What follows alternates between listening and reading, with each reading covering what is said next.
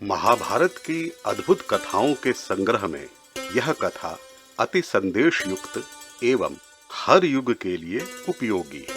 आप भी सुने और इसके सुंदर एवं उपयोगी संदेश को ग्रहण करें। यदि अभी तक आपने इस चैनल को सब्सक्राइब नहीं किया है तो अभी करें और बेल आइकन दबाएं। महाभारत की अद्भुत कथाएं धारावाहिक 5 कथा 10 श्रद्धाहीन कर्म व्यर्थ है। प्राचीन काल में जाजली नामक एक ऋषि हुआ करते थे। वे अपनी कठोर एवं उग्र तपस्या हेतु प्रसिद्ध थे। एक बार की बात है, तपस्या करते समय उनके बाल भीगे होने के कारण उलझकर जटा में परिणत हो गए। तब उन्हें कोई ठूठ समझकर एक चिड़िया के जोड़े ने उसमें अपना एक घोंसला बना लिया। जाजली बड़े दयालु थे, वे हिले डुले नहीं तथा उन्होंने चिड़िया के घोंसले को भी नहीं हटाया एवं उसी प्रकार खड़े रहे। वे दोनों पक्षी वहीं सुख से रहने लगे। 3-4 महीने बीत गए। फिर महर्षि के मस्तक पर ही उन्होंने अंडे भी दिए। कुछ समय के बाद उन अंडों से चिड़िया के बच्चे भी बाहर निकले तथा वे भी वहीं पलने बढ़ने लगे। कुछ समय बाद बच्चों के पर निकल आए और वे उड़ने लगे तो महर्षि को बड़ा हर्ष हुआ। वे हिलते डुलते नहीं थे। कुछ समय बाद चिड़ियों के माँ बाप अकेले ही बाहर जाने लगे तथा वे बच्चे भी अपनी आवश्यकताओं के अनुसार आने जाने लगे। अब वे दिन भर बाहर रहते तथा संध्या में ही वापस आते थे। फिर एक दिन सभी कहीं चले गए तथा महीनों तक वापस नहीं आए।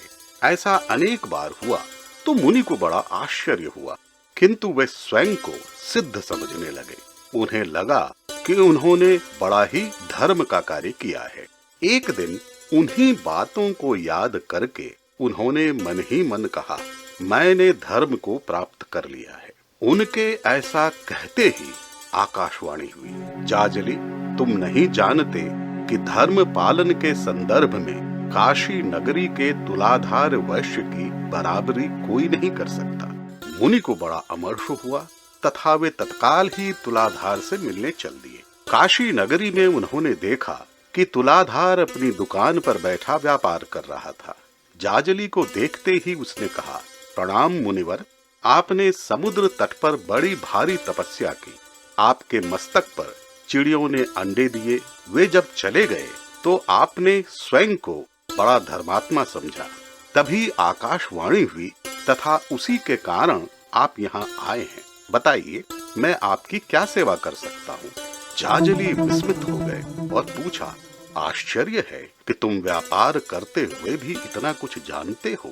बताओ, तुम्हें ऐसी बुद्धि किस प्रकार प्राप्त हुई? तुलाधार ने कहा, मुनिवर, मैं सनातन धर्म के रहस्यों को जानता हूँ। किसी भी प्राणी से द्रोह न करके जीविका चलाना धर्म माना गया है। मैं उसी धर्म के अनुसार जीवन निर्वाह करता हूँ। मैं समस्त प्राणियों के प्रति एक समान भाव रखता हूँ। यही मेरा व्रत है। धर्म तत्व अत्यंत सूक्ष्म है तथा कोई भी धर्म निष्फल नहीं होता। व्यवसाय ही मेरा धर्म है, उसका पालन करना मेरा कर्तव्य। जाजली ने कहा, तुम व्यवसाय करते हुए धर्म का उपदेश दे रहे हो। तुम्हारी बातें नास्तिक की भांति हैं। कर्म करना उचित है, किंतु ईश्वरीय सत्ता को मानना ही पड़ता है। तुलाधार ने कहा, मैं नास्तिक नहीं हूँ मुनिवर। मैं यज्ञादि का विरोध नहीं करता, बल्कि धर्म के स्वरूप को भली भांति जानता हूँ। धन कमाना अनुचित नहीं, किंतु वैदिक वचनों के तात्पर्य न समझकर मिथ्या यज्ञों का प्रचार व्यर्थ है। शुभ कर्म द्वारा जिस भविष्य का संग्रह किया जाता है, देवता उसी के होम से प्रसन्न होते हैं। कामना के वशीभूत यज्ञ करना, बगीचा बनवाना, तालाब खुदवाना उचित नहीं। उस कामना से उत्पन्न संतान भी लोभी होती हैं। समदर्शी कोई कामना नहीं करता, क्योंकि उसकी कामनाएं स्वतः पूर्ण हो जाती हैं। असल में ज्ञानी पुरुष तो अपने को ही यज्ञ का उपकरण मानकर मानसिक यज्ञ का अनुष्ठान करते हैं। कर्म का त्याग करने वाले ही लोक संग्रह के लिए मानसिक यज्ञ में प्रवृत्त होते हैं। जाजली ने कहा, मानसिक यज्ञ मैंने नहीं सुना। तथा यह कठिन भी प्रतीत होता है। जो मानसिक यज्ञ का अनुष्ठान नहीं कर सकते उसकी क्या गति होती है। तुलाधार ने कहा, मुनिवर, श्रद्धालु पुरुष घी, दूध, दही तथा पूर्णाहुति से ही अपना यज्ञ पूर्ण कर लेते हैं। यह आत्मा ही प्रधान तीर्थ है। इसके लिए जगह जगह भटकना आवश्यक नहीं। अहिंसा प्रधान धर्म का पालन करना ही धर्म का अनुपालन है।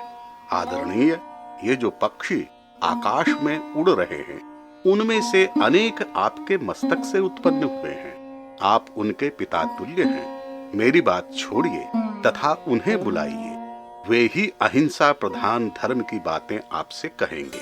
जाजली ने आश्चर्य मिश्रित पुकार से उन्हें बुलाया तो वे आए एवं मनुष्य की भांति स्पष्ट बोली में बोलने लगे। उन्होंने कहा, ब्राह्मण, हिंसा की भावना से रहित जो कर्म किए जाते हैं वे ही इस लोक एवं परलोक में कल्याणकारी होते हैं। हिंसा श्रद्धा का नाश करती है जो मनुष्य का सर्वनाश करती है। श्रद्धा सबकी रक्षा करती है।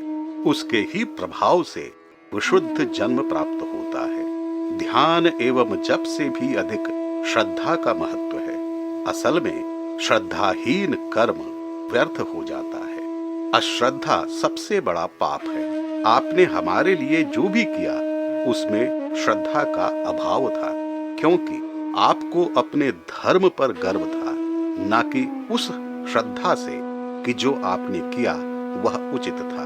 ऐसा कहकर उन पक्षियों ने अपनी बातें रख दी। जाजली को अब समझ में आया कि आकाशवाणी का क्या अर्थ था। तालाब खुदवा देना, अन्न वितरण कर देना अथवा किसी को शरण देना तब तक तो ठीक है जबकि उन्हें श्रद्धा से किया गया हो, अन्यथा वह व्यर्थ है। दंभ से किया गया उपकार उपकार न होकर पाप बन जाता है।